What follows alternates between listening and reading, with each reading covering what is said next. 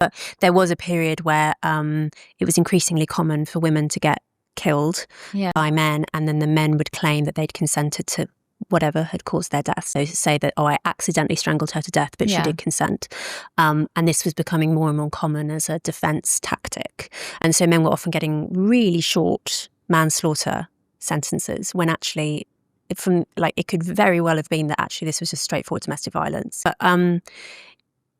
it was evidence, I think, of when rough sex and choking is normalised, all of a sudden you have juries who a generation ago would never have known anything about this, really weird, outside of their realm of experience thing, suddenly thinking, oh yeah, that's plausible.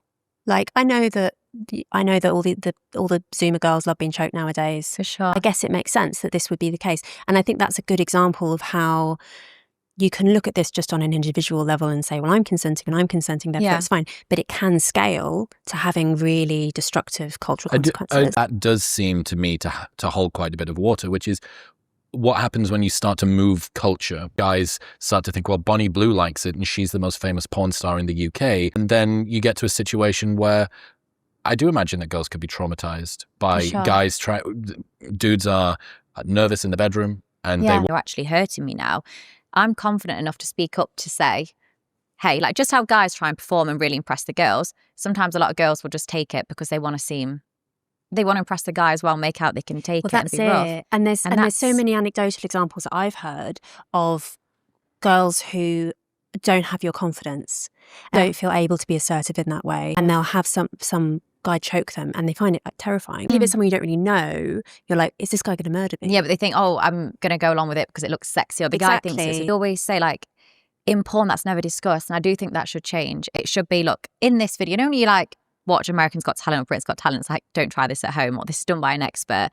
Pornhub or other platforms should say, look, within this content that is extreme, the choking is done in a safe environment and it's consented and discussed before.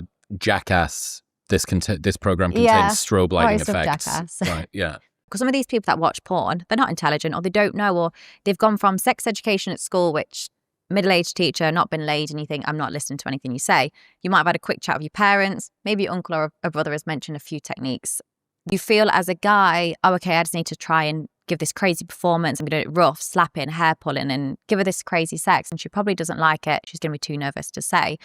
But in the sex I have with these 18-year-olds, or sometimes older because they're not very experienced, I explain to them how I enjoy to be choked, how long to choke me for, move your hand down a little bit.